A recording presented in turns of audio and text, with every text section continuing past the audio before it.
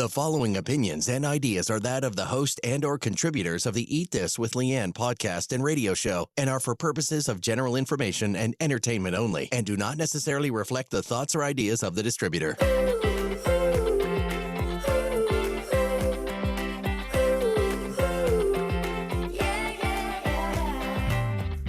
Well, for anyone who is on YouTube watching this, and for lovely loyal listeners listening at home, walking in your car, I am out of the closet. For today's episode, I decided to try and, just be out in my condo, got my mic set up. You might hear my dog in the background. You might hear more noises than you're used to because today the closet just felt too closety, just too close, it wasn't feeling like a hug as it has before, so I'm breaking out. Anyway, if you're watching this on video, then you can actually see me standing in front of my computer.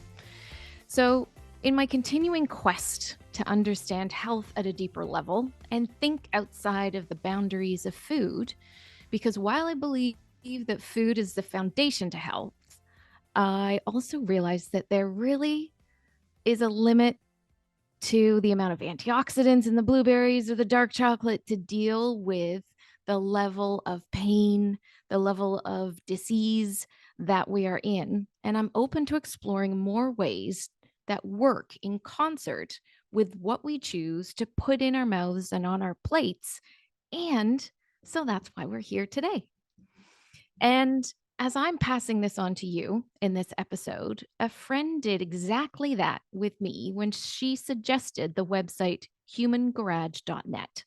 After mentioning that I wanted to learn a lot more and record an episode about fascia to share with you, my lovely loyal listeners.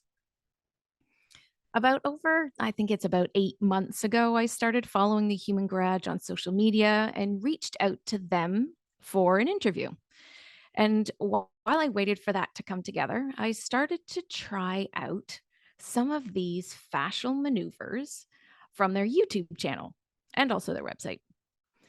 I committed and I moved from just kind of like the odd one, trying it out, which arm goes over top of which one, which arm, which leg goes which way. I had to pause the video and go back again until I realized that when they say put your right leg over, put your right foot over your left foot, means that also your right arm is going around you first. Just a little thing that was like, oh, I can do this anytime, anywhere. And I know I'm not going to go backwards on it. Not that it actually would really matter, but I committed and I moved into they have a 1-day challenge. And I thought, okay, well, that's fine. And then after that, you can move into a 3-day challenge. So then I did that.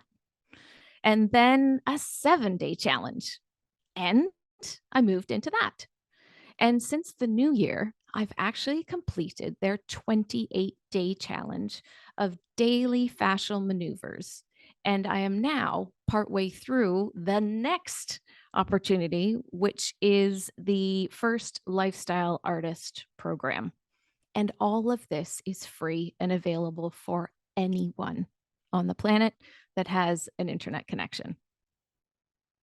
Now, the Human Garage is on a mission to help people to heal themselves.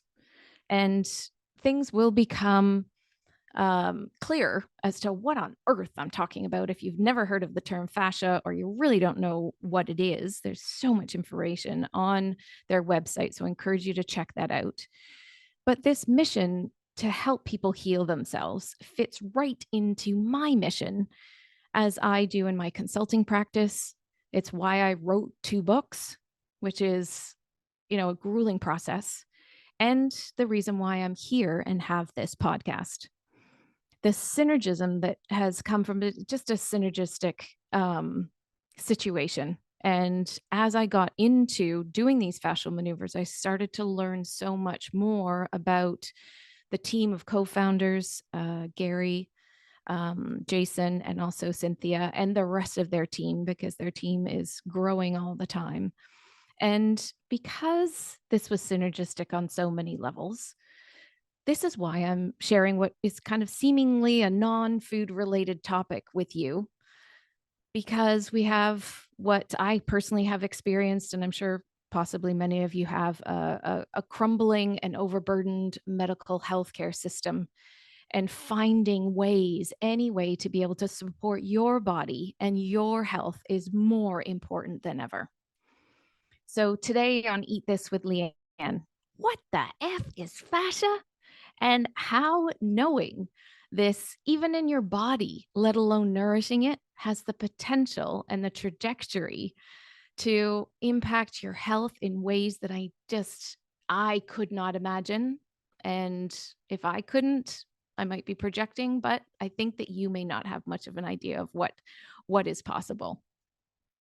So let's get into this straight away, as I already know there will not be enough time to cover everything that I would love to talk about in this interview, but know that my guest today, Garry Lineham, he is on Instagram at, I think it's 11 a.m. Eastern time, pretty much every day. And then their social media is full of all sorts of discussions about people's experiences, including my own. I have actually been, I've been on the live twice talking about my menopause journey. And it's just been an absolute pleasure to connect with the community. So enough said. My guest today is co-founder of the Human Garage, Garry Lineham, and thank you so much for coming on today. And a huge welcome to you, Garry. This has been a long time coming for me. I've been so excited about this, and today's the day. And I have so much that I want to talk about. I don't even know if we're going to cram it all in, but let's dive into what is fascia and, what It is has been a long time coming, because I think you even requested a podcast over a year ago, right? yeah, I think I looked back, I think it was August, and it's now, where are we Yeah. now? Almost April. Yeah, So great. It's and it's been great to get to know you and to watch your journey quite a bit. thank you. And we're gonna have a good chat today, but I don't want to take away from the importance of this is really a human experience. This is we can talk about things in the body all day long, but really it's a human experience. Yeah. Well, for anyone that is saying, why are we talking about fascia on Eat This with Lianne, I'd like to just give them a base of what is fascia for anybody that doesn't know. You've heard of muscles, bones, skin, all that kind of stuff, and fascia may be something completely new for my lovely loyal listeners. Well, I think you to answer the question, what is fascia, you have to ask a bigger question, like what are we as a human being? Okay. We've been told that everything that's inside of us is what we are, our brain, our organs, our muscles, and then we have a very limited view of what that is as well.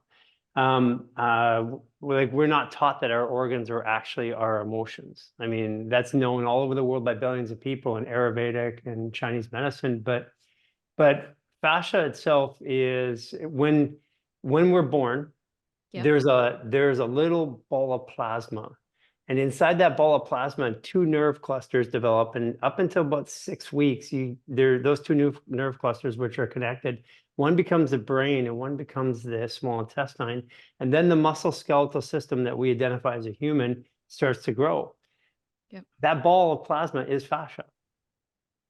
It's Mm. basically just silica, sand, water, and a bunch of bacteria and enzymes. So a human being is 70% water, 25% silica, sand, and 5% bacteria, viruses, and parasites. So, and we have 75 trillion cells, and what makes up the major part of that cell is fascia, what we're made of, what we're made in.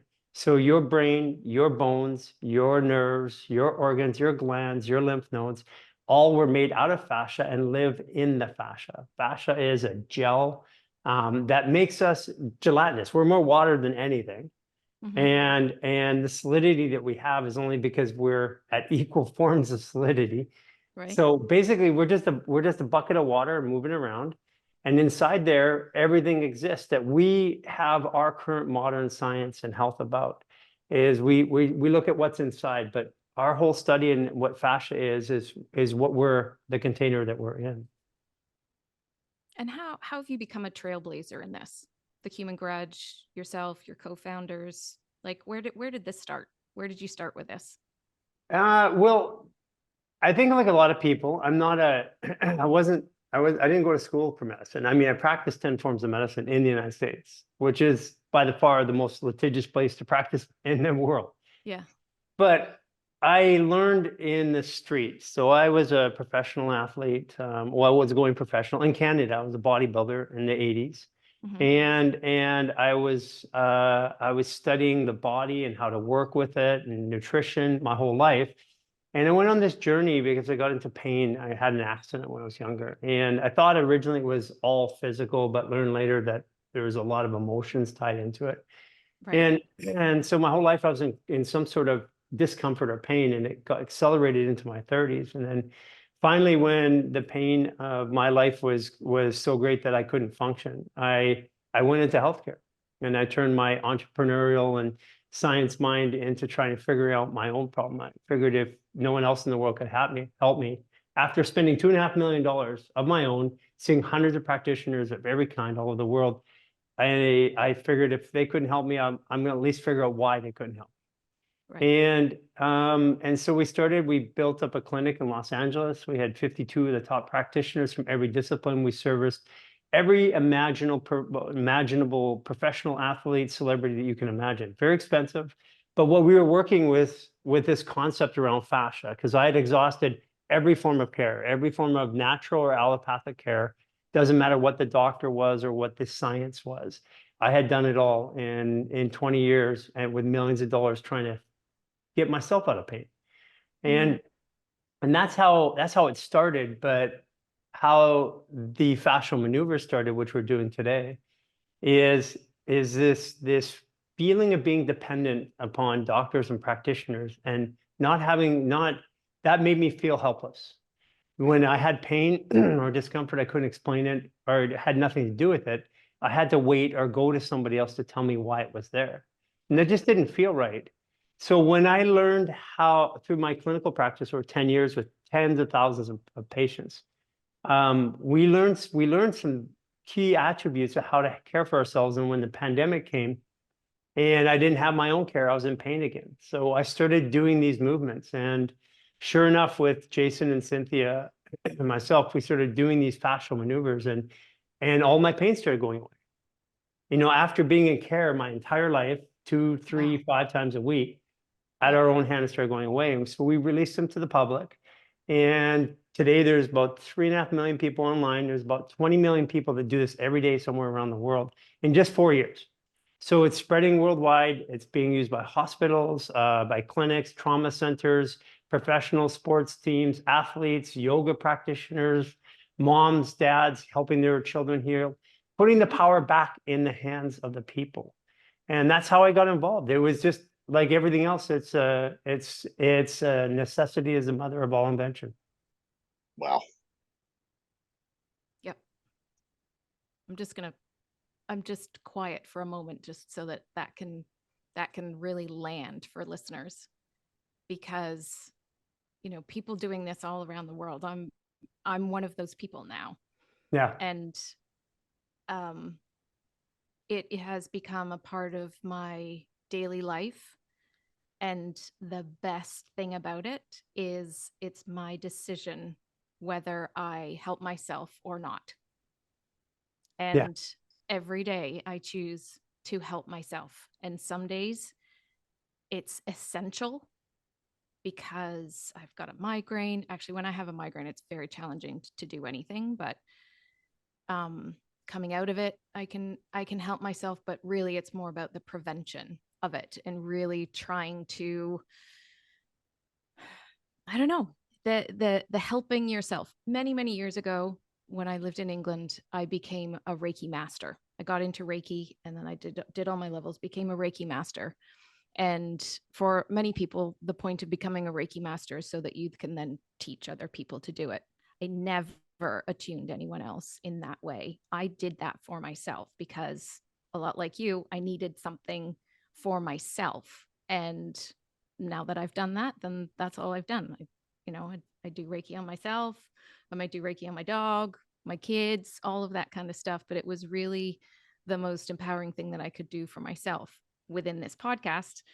I talk and teach everybody as much as possible so that they can feel empowered, because we are in this place now where we have to, I think, the more we can do things for ourselves and heal ourselves in that way, that's the most expansive thing. Well, think about it this way.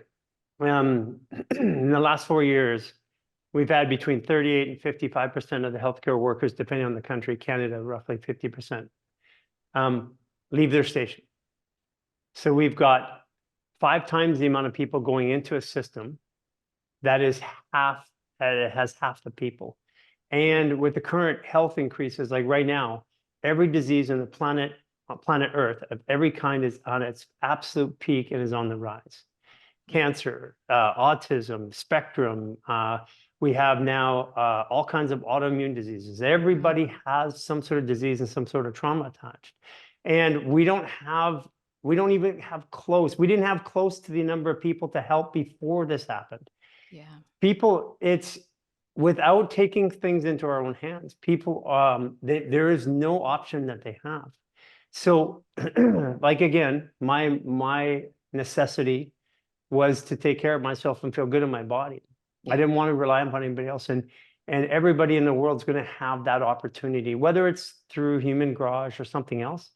They're the basic cures that our grandmothers and great grandmothers and for you and I at our age, our mothers had, some of them, those are passed down by generation, and they work. But they have been systematically extracted out of our culture, out of our knowledge pool. So we become helplessly dependent upon a system that doesn't even know the basics. Like, here I am, I'm not a doctor. I have literally hundreds of thousands of doctors that come to me for advice every day today. Wow. And the reason why is because I figured it out myself, and it came with some basics. I said, there's something wrong with the way that we teach about the body. Number one is our knowledge has to be connected to an experience. Otherwise, that knowledge is useless. And emotions are, if we want to have dis-ease in our body, the body's not at ease. If I'm fearful in my body, I don't feel at ease. If I live with that low level of fear for a long period of time, that's habituated in my body. Now I have a dis-ease. And over time, somebody is going to be able to measure that, because when I'm fearful in my body, I don't digest properly, which is your audience. I don't digest. I don't rest properly. My serotonin and dopamine don't function. My brain stops functioning. And over time, it just makes sense that our body has a problem. And the message that I want people to hear is that you're not sick. You're just not listening to your body. And we have been disconnected from it, like you said. We've been disconnected from what our body's saying. We're just run like a truck until something stops us. And that's not the way we were designed. And furthermore, we say that we're broken and sick and we have all these diseases. If you're getting up in the morning and you wake up and you're breathing, the miracle of life is the fact that you can actually breathe. And broken means you're dead. So we're not broken. Our body's communicating is sometimes a lot louder than we would like. But it is super simple when we learn the language. So what might a lovely, loyal listener be experiencing if their fascia is screaming at them for their attention? Other than saying anything, because I'm sure that's really the right answer. But give us some ideas of what somebody might be, it could be a sore knee, it could be headaches, it could be, like you said, digestion. I mean, I guess it is really, I've answered my own question. It kind of is everything. It is everything. And let's not separate it. Right. Because separating, when you want to, thank you. What we do in Top Secret is we compartmentalize. That's where I used to be. Compartmentalize things so nobody knows the whole. So that way the entire system is dumb, but each individual unit is smart.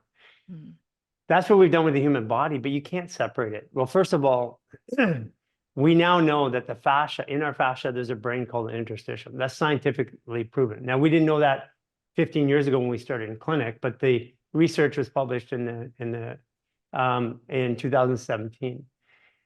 That interstitium has, think about nerve endings as and nerve cells as a way that the body's horsepower.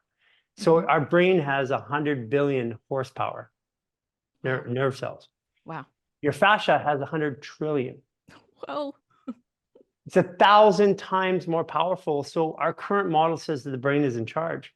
And we challenged, from working with athletes at the top level, my paradigm shift was the brain isn't in charge, because the brain, for example, we think the muscles move the body. We have systematically proven that muscles do not move the body. They stabilize the movement.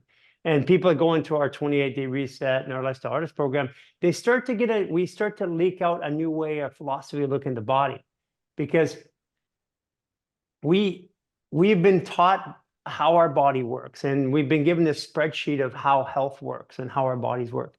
But what they did is they gave us the value of square number one, and they told us this is what you are.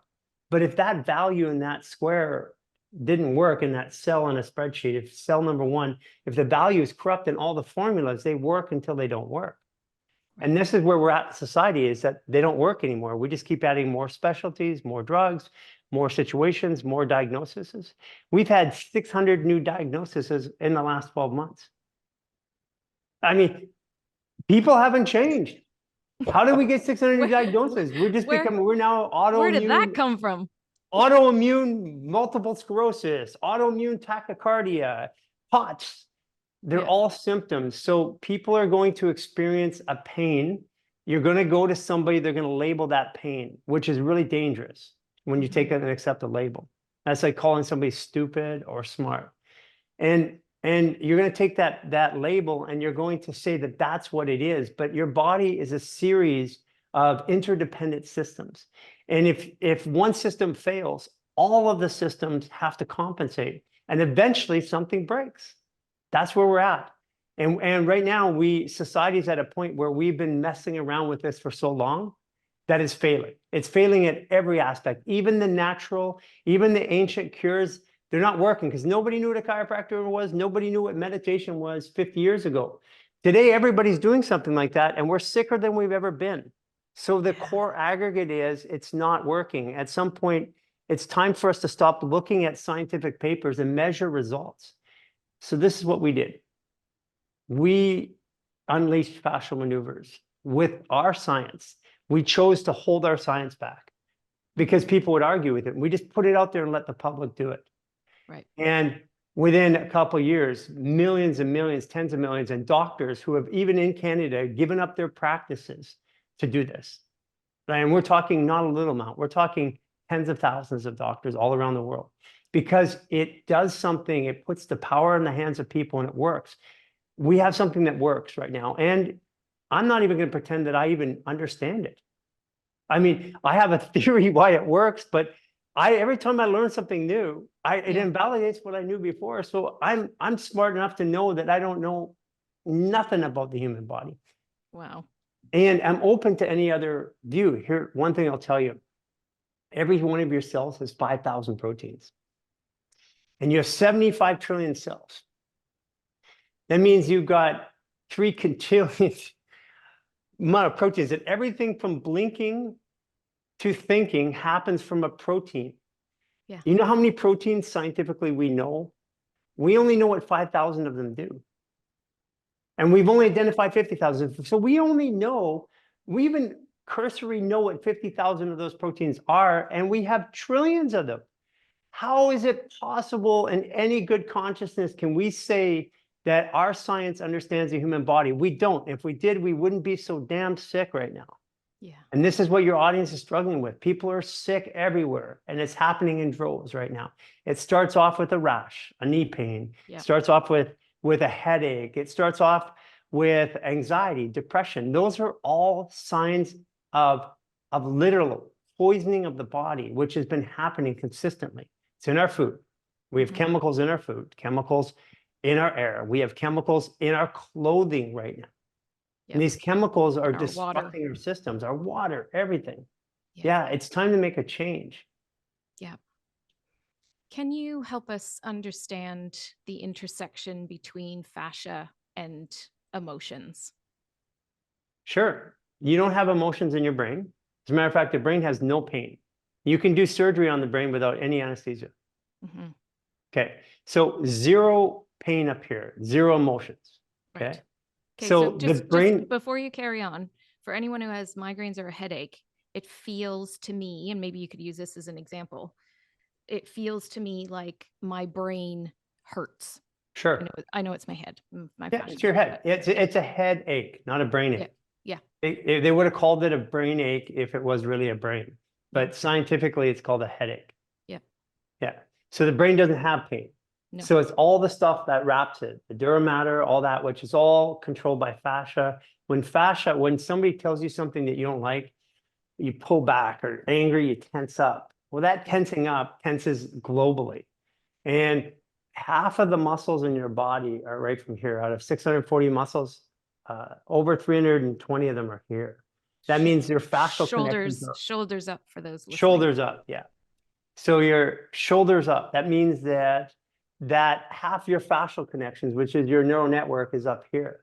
So when you're having an emotion, you're going to feel it up here more dramatically than you're going to feel it down below the neck. Okay. That's what a headache is. A headache is a contraction. And so we have emotions that are in our body. Chinese medicine, Arabic medicine, they've known for a long time. Like your liver is anger. Yeah. Your heart's love. Your bladder's fear. That's why we urinate when we're fearful. Your spleen is worry. So we have all these, we know that the emotions are in the body. The brain just tells us that we have them. It's the dashboard. It's like your display screen. And if you don't like what's on your display screen on your computer, you don't take white out and put it on your display screen. You actually go and you change something in the computer itself. So we can't fix anything by doing something up here in the head and the brain. You've got to fix it in the body. The brain's just telling you what's going on. And pain's a very, very, very weird one. Pain is very, very deceiving, because pain isn't what we think it is. Okay. What is pain? Pain is the most valuable motivator of the human existence. And if you are afraid of pain, the perception of pain goes up 3 to 6 times. So fear of pain is worse than pain. Yeah. Yes. So pain itself and the physical body, the best that I can assess is a 2 out of 10. And because when we do body work on somebody, we put an elbow in them and if they put their hand there, the pain drops by 50% instantaneously, because Right. the brain goes, I'm acknowledging pain, saying, I need you to look over here, because the body's running all these systems, and the pain is, I have something I need you to look at. And if you ignore it like a little kid, it just gets louder. It keeps tugging on you. But pain, if we're not afraid of it and we use it, it's very effective, because it guides us through this maze of life. Don't go over there. Don't go over there. But pain first shows up in our perception and then our emotions. But perception of pain is really weird. Like if I told you, Lianne, that your partner died and you believe me, your whole body goes into pain and shock. And then if I told you 10 minutes later that it wasn't your partner, somebody of the same name, your body comes out of pain and shock. So the perception increases the level of pain or directs the pain. So that means that perception is the highest state of human awareness. So why is it that not all of our conversations with a healthcare practitioner talks about our perception, what we believe? And then when we go to one, they say, you're going to die if you don't listen to me. That's painful. Yeah. Our system is completely messed up. So the emotional, okay, so let's go into the emotions. So we've talked about the organs where emotions show up. And we all know that we can go through an emotional storm within, 90 seconds, 30 seconds, high, low. It could be an hour, it could be a day, a week, a year. This time last year, you're elated and in the best moments of your life, and then it all changes. What effect does that have on our bodies, on our fascia.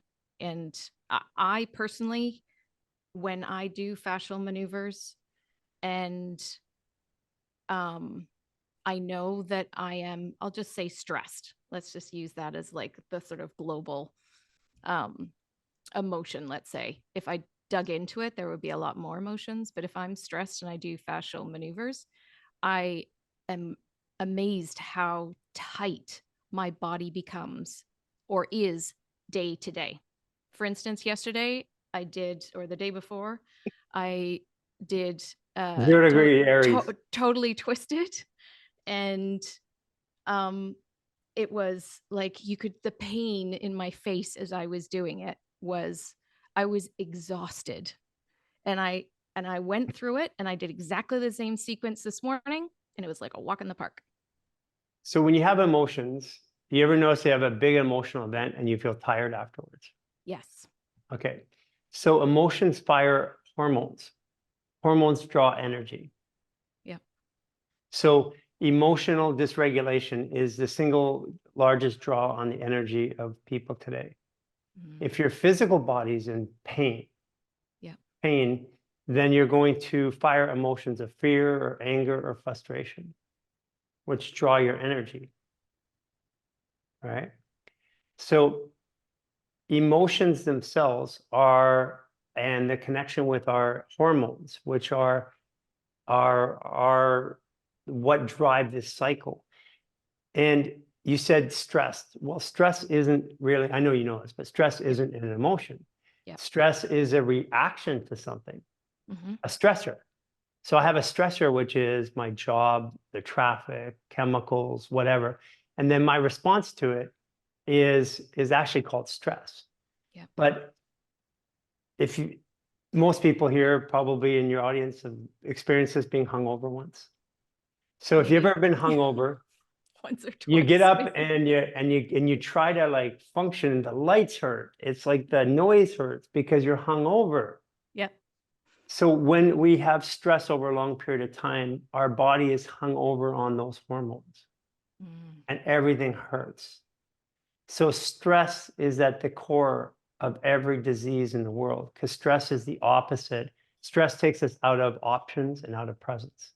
Right. So when I'm in stress, it narrows my focus to a single solution.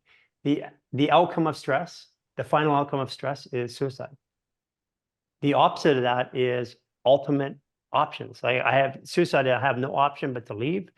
And the other opposite of that is I have all the options, which is serotonin, which is affected. And this is why what you do is so important, because taking care of the small intestine, that's where our serotonin comes. That's how, and what really impacts that is the food. So one of our largest stressors in our body is actually food. Yeah. Say more about that. In what way is food the biggest stressor in our body? Food, there is not a scientist or doctor that will disagree with this statement. Now, what I say afterwards, they may have some challenge with. Okay. Food, it takes 80% of our energy to digest, process, and eliminate food. Okay. So I didn't go to school. I didn't drink the Kool-Aid in medicine. So I didn't go to school. So I said, well, okay, so from a physics point of view, if that takes 80% of the food, consuming it and processing it takes 80% of my energy, then how is food giving me energy? It's taking it away. Mm-hmm. So food cannot be a fuel. Yeah, it's a fuel. And I'm like, it can't be. Sean, you're to tell me that I can break my Prius hard enough that my battery is going to be charged by the time I get home. That doesn't work that way. I can reduce I can get some feedback, but food is not a fuel, it's a medicine. I'll start with there. Okay. But if 80% of my energy goes out to use it, well then if I'm even slightly dysregulated in the type of food I eat. Ultra processed, white, not natural, the inside of the supermarket, all the stuff that I say, please leave on the shelf. Now you're being prejudiced, calling the food white. I know. Sorry. Okay, so yeah, if you eat good, clean food the way it was made, if it's grown, it's organic, okay, no problem. You're going to reduce that. But if you start adding chemicals on top of that food, like people say, well, eating organic's expensive. Well, taking care of your body 20 years later from a disease is way more expensive than eating organic today. But putting the extra things on the food is the problem, and then malfunctioning with food. If I eat food because it's a fuel, and if I don't eat it, I'll starve, then I have fear in my consumption, which then dysregulates my hormones, which stops me from digesting properly. Yes. So even our attitude towards food changes the way that we metabolize food and what we can extract from it from value. Talk us through detoxification and how fascial maneuvers can help us with getting these chemicals that get into our bodies and lodge in fascia, fat tissue. How is doing fascial maneuvers helping us to get rid of that? So within the first 7 to 15 minutes, 75 to 90% of the stress drops out of your body without creating stress hormones. If you go do yoga, you're going to stretch a muscle. And when you stretch a muscle, you're actually going to increase your adrenaline, norepinephrine, and cortisol. So you increase stress hormones and then they drop. And then you're tired, but your body recovers. When you do a fascial maneuver, you don't have the release of hormones, so your stress drops. When your stress drops, your body can then process. When you finish a yoga class, your body has to recover from the stretching and the adrenaline, which takes 4 to 6 hours for the hormones to come out of your system. When you do fascial maneuvers, you start recovering within the first 7 minutes of doing it. So when you take your body out of stress, the body goes, oh, okay, I can clean myself now.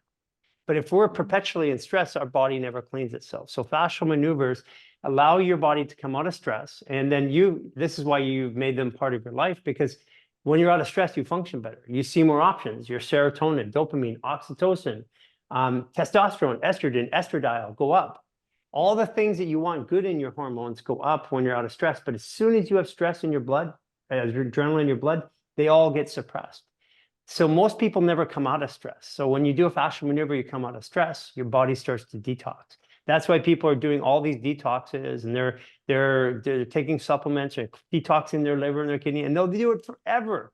And it's never going to work until you take your global system out of stress.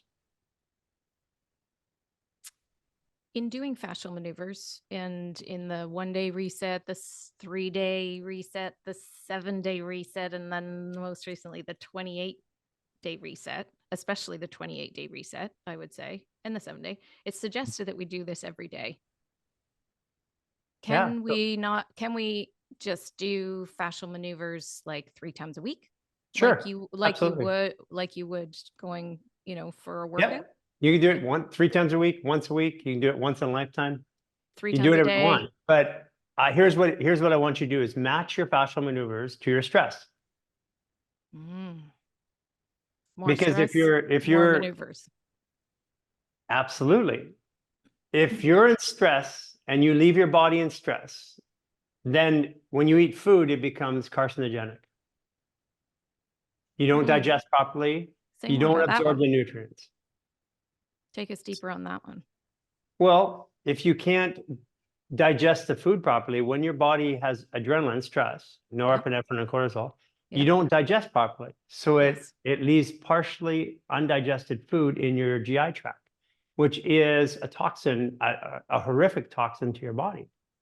And you don't get the nutrients out of the food. You can't extract the nutrients when your body's in stress. So most people are just shoveling food through their system and literally shoveling food through their system, and their body's going, I could do this for about 60 years, 70 years, but I'm going to give up about that. Remember, we're dying sooner than we've ever died. Maybe sooner.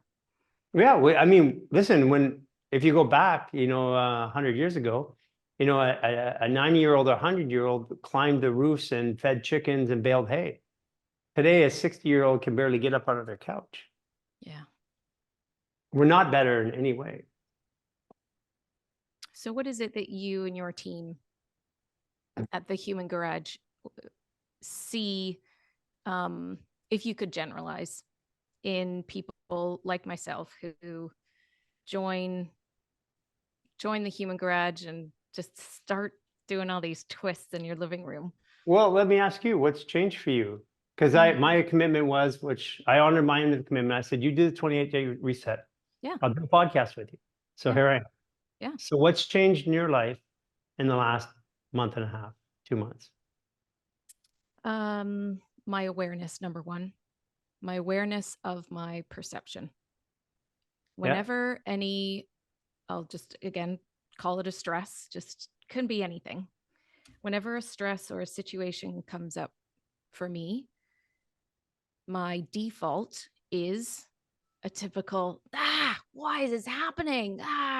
Get all stressed, upset. Now I think, why is this happening for me? And I would have thought that before, but there's more consistency to that flow and that pattern. I have seen my reactions change. I made a note on day 6 of the 28-day reset that I got on my ISOFIT, which we've had the inventor on here once or twice to talk about that, just doing some isometric training, because I've heard you talk about the fascial maneuvers make you strong. And to me, that made not much sense because, you're not in the gym, you're not going for a run, you're not doing the resistance training, you're not lifting heavy, which is a perimenopausal woman I'm supposed to be doing, all of those things. And I thought, and I have not been exercising regularly for a while. And I thought, I don't know, like I'm not feeling, before the 28 days, I was not feeling strong. Yeah. Day 6, I thought, let's just see what happens. And the way that you use the ISOFIT is it's basically a platform with a very stable arm on it.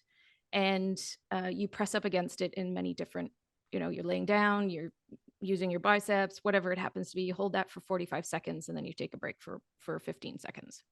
So whenever I have done the 30 and 30, as Brad calls it, I run out of steam maybe at 30 seconds, especially if I haven't done it. Can't work my abs. My legs are, up in the air and I'm pushing on them, using my abs and doing all these different things. I did the whole class, the whole 30 and 30, holding each posture pose for 45 seconds. So I physically achieved it. Mm-hmm. But more than that, the narrative in my brain while I was doing it was not, don't quit, you're going to be a quitter. You're going to, like, the negative narrative that goes on typically as I start to do something like that, where it's, the self-doubt comes in. Am I going to be able to do this? What does it mean if I can't? My brain does not slow down. It's going at 100 miles an hour all the time. And during the whole 30 minutes, my brain was calm. I was grounded. I was centered. And that negative ticker tape that just tends to come up for me, I noticed that it wasn't there. So when you go to lift, and if you were to like grab your shirt around your shoulder and try and lift it and you tighten up your shirt, you have a restriction. Mm-hmm. So then if you let your shirt go and not pull your shirt and lift your arm, you have no restriction. So what you did is you took away the restriction in your body, which means you use less energy to do it. Yeah. So if I use less energy to move over time consistently, that's going to make me stronger and younger. Second thing is you're an Aries. You create obstacles so that you can overcome them. And so part of your old narrative was, I can't do this. And then it forces you to do it. Right. But it's completely different right now, where you're not creating the obstacles anymore. Mm-hmm. Because that's the negative side of Aries. The positive side is, I'm a leader, I could do it. Right. The negative side is, somebody's pushing against me and I have to do it. Right. So that's what you're saying, the switch for you. Mm-hmm. I'm doing it out of desire now, not out of I have to, not out of force. Yes. Not because someone told me, not because I know that all all the negative ramifications of not having a great muscle mass, and all of those kind of things. There's so much out there telling me all the things I should do, and I actually just thought, like, I just can't head to the gym and lift up those weights and It all that kind of stuff. So it's all wrong. I have focused on the maneuvers, Yeah. doing them. And another issue actually was when I would start working out, or different times when I would work out, I would always get a headache. Yeah. Right there for you. What on That's on my forehead? Yeah, there in the back of your head right there. Because you're an Aries, and it's liver, and that's where liver gets exasperated in the head. Right. So Yeah. Predisposition. And maybe a little bit on the right side behind your eye once in a while. It's normally behind my left eye. Oh, left eye. That's normally where the pain comes in. Oh yeah, well, that's just resentment about not following your emotions, and maybe towards mothers and other women in your life. Yeah. Yeah. Can you say nailed it? You haven't actually. So, lovely loyal listeners, Garry is also a master of astrology, which I find absolutely fascinating. In my discussions with Garry in the past, we say fascinating. Sorry, fascinating. Yes, I don't mess that one up. In the past, when we've discussed things, you say many things that just fly right over my head. So that intrigued me. So I pay attention a little bit more to not your typical, today, this is what's happening for Aries in the newspaper type of things. But no, that astrology doesn't work. No, I find it to be, I find it really interesting. And what's interesting is you haven't actually asked Chris what his birthday is. Oh, we don't have the time. We don't have the time. When's your birthday, Chris? I'm a Virgo. I'm August 31st. Yeah. So he's always trying to fix everything, and he's always trying to fix things for the betterment of everybody else. High learner, learns everything about every situation. If you need a guy, he's the guy, and if he doesn't have a guy, he's got a guy, and he knows how to get it all done, and he takes it seriously because he doesn't do anything that he can't embody or fix. Yeah, nailed her. Yeah, that's you. Yeah, that's fascinating and freaky all at the same time. I love it. Fascinating. It's so fascinating, but again, it dips into the category of freaky because you and I just met. That's why it's freaky. But it's not a bad thing. I don't say it as a bad thing. I think it's great that we are distant but connected at the same time. Right? Never met. Yeah. But sure enough, we are connected, and that's awesome. That to me, that's phenomenal. That's just such a great, simple thought and comforting thought to me. So it is. I'm a cryptologist, and basically I see the world through numbers. Right. And the human body is a sequence of numbers. We're binary code, and there's a language, a programming language, because when we isolate proteins in a drug, what we're doing is we're programming the body to do something. All of the cure and all the sickness and diseases inside of you. There's no drug that will cure you. There's no medicine. There's no food that will cure you. It's stimulating something inside of you that's innate. And that means if there's one way to do it, there's another way to do it. And the human experience is really about communication. It's about communication within the various systems that we live in. And we have cycles.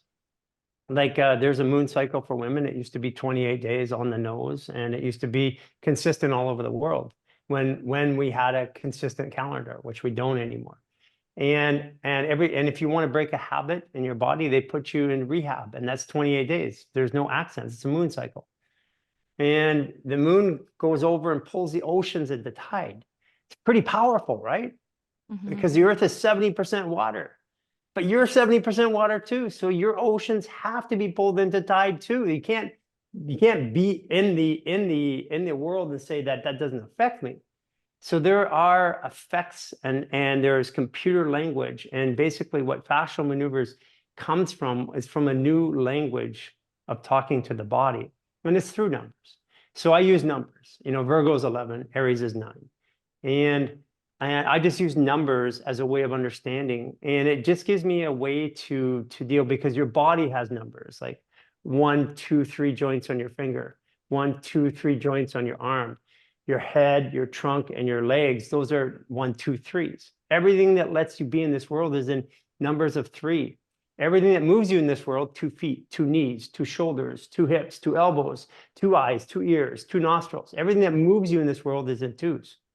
Everything that directs the movement of it, your brain, your heart, your liver, your bladder, your stomach, is 1. Those are all directions. They all create action in your body, but they have 2 chambers. Now, being a cryptologist, I looked at this. We're a fluid adaptive biological computing system. And that means that there are rules to every computer, and all computers are made after human beings. So there are rules to this, and I just cracked the code. That's simply it.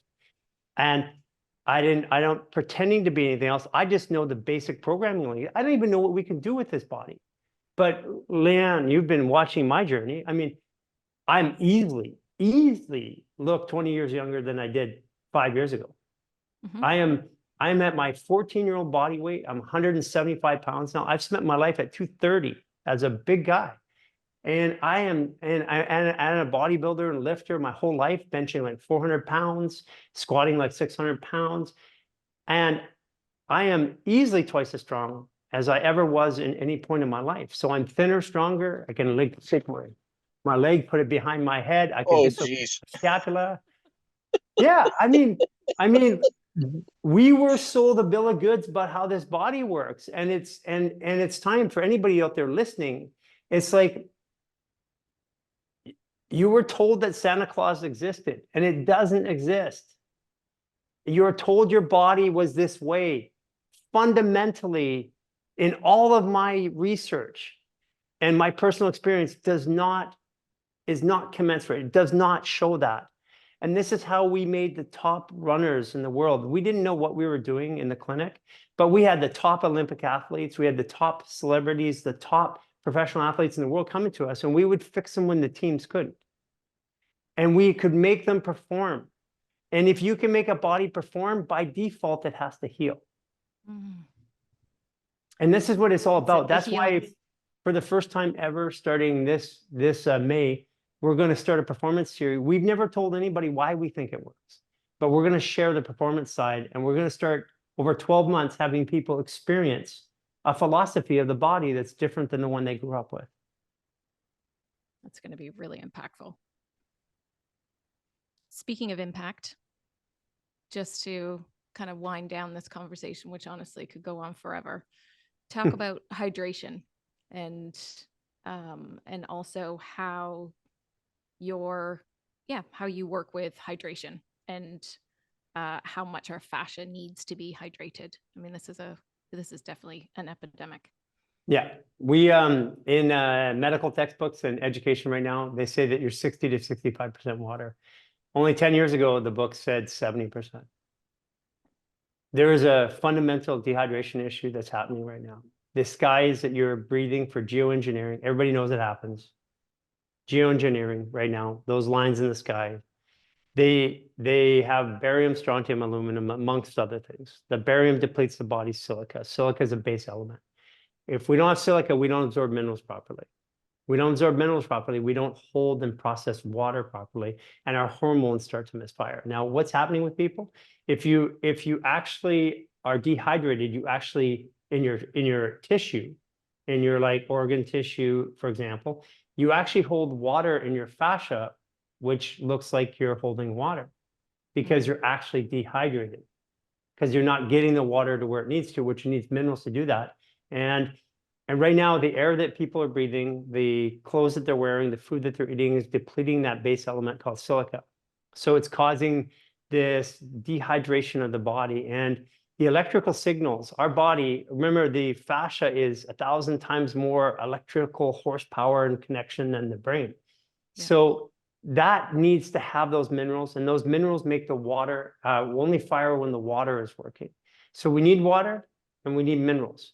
And that's the only thing. This is what we're saying to people. We're not here to sell you anything. All of our programs are free of charge to heal yourself. We tell you, and anything we sell you, we tell you how to do it yourself. And people can buy supplements to support us, because we did this in the pandemic without any desire to have a revenue model, because it was the right thing to do. And we put it out. And what we want people to know is that all you have to do is get minerals. And if you can't get minerals, literally go eat dirt. Literally, go put good soil in a glass and drink it. You'll get the minerals, because when we have the I'd minerals, suggest something a little tastier, but that's okay.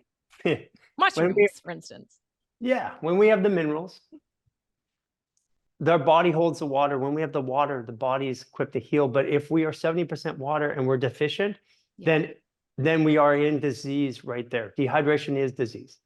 And the number one cause of dehydration, chronic dehydration, is the overconsumption of water.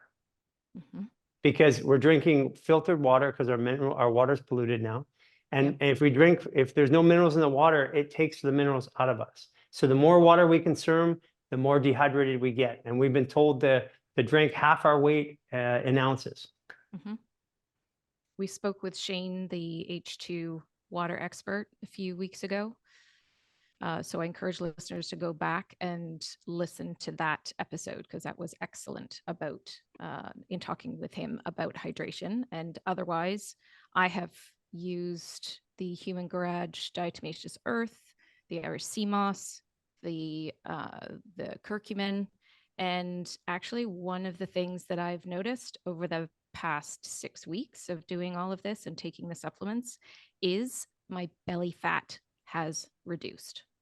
Yes, because that's the bigger question, is what is fat? And it's not what you think it is. But yeah, because that's that's water that wasn't processing. Yeah. So that's a big one, because there's a lot of conversations going around everywhere that, how do you get rid of belly fat? How do you get rid of belly fat? And I didn't focus on it.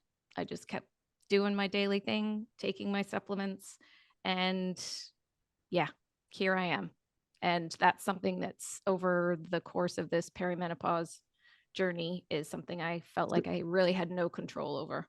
So I got to say this before we wrap up. I know we got to wrap up. I have women consistently right now, in their mid to late 50s and to their upper 60s, 67 years old, coming out of menopause right now.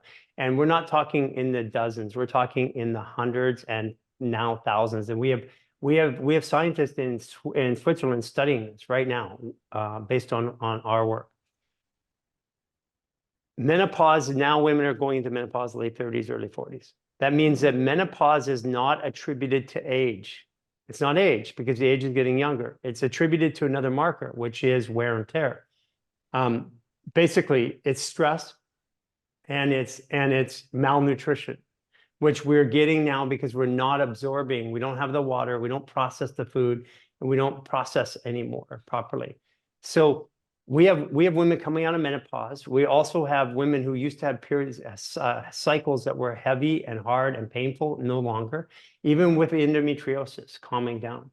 This is a major issue. It is fundamentally, it is one of the most important issues in women's health today.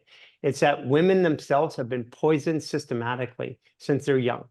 And this is why it's happening. We have a whole other talk. I did a podcast with Sahara Rose, they can go listen to. It got me in a little bit of trouble with the FDA and stuff like that. But I told them why women are getting so sick. And it's actually why are we getting so sick? That's what the podcast is called.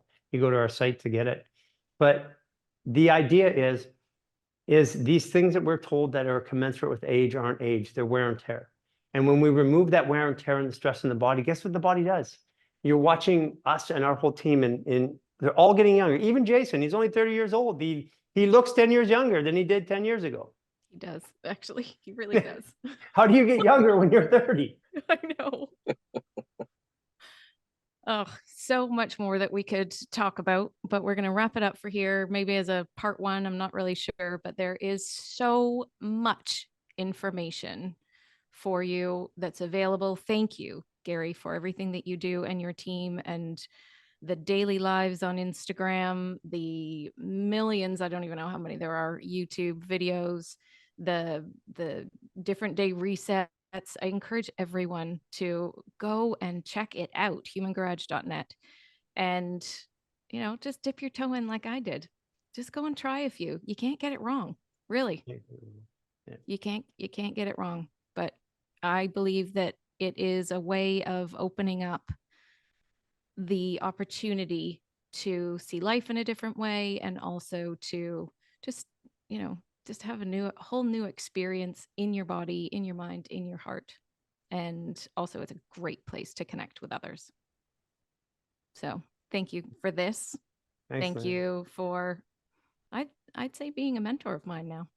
I really appreciate it. I accept that. Thank you. Appreciate you for all you do to help people. Well, I think after all of that, the comment that you may not have heard was Chris saying, normally he interjects quite a bit more, but he just was letting all of the information that that Garry was sharing land for him. And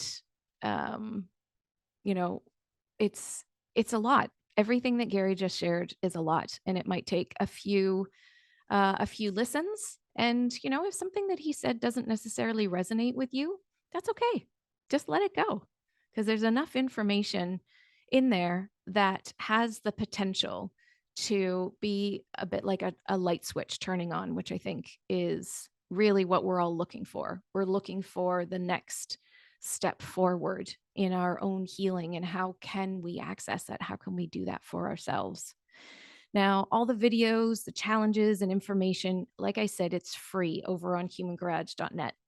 So it's accessible for everyone. And if someone isn't interested, then you could always ask them, because it's hard when you hear something like this. You think of everybody else that could do with this. I'm going to encourage you to turn that inward and say, okay, maybe it's actually me that needs this. And if you're not too sure about it, then maybe just ask yourself, what's holding you back? What's the worst thing that could happen here? As you kind of do a few of these maneuvers, you move yourself back and forth like this, you do all your deep breaths and all those kind of things. And, it's maybe 15 minutes out of your morning, your day, you're going to bed, whatever it happens to be. So I encourage you to try it. Really, really, I do. Now, I've worked through in my time some serious self-limiting beliefs. It's a work in progress. I've questioned my self-worth, and I continue to look at any given situation that seems to be happening to me, which is something that I have flipped for a long time into why is this happening for me, as an opportunity for emotional healing and growth. It's an interesting concept for many people to think about that. Life is not happening to us, it's happening for us. And I would say in my journey of this, I have become far more attuned to that. And it's just kind of part of my day now, rather than stopping and overanalyzing and then coming to the same place. My process is happening faster. Now, many episodes ago, our lovely loyal listener favorite, Dr. Brockenshire, well, he planted the seed that emotions are powerful thoughts, and the food that we eat, that has been sinking in on a deeper level for me, because back then, whenever it was that he first mentioned that, I'm going to say that I was quite disconnected. I did not see how much my emotions were driving my perception, my experience, my pain, my body, my reactions. I guess really that's just life. And since Dr. B said that, then that was one step for me to take in realizing and understanding that. And where I am now versus when he said that, I don't know. I feel different, and I'm ever so grateful for that.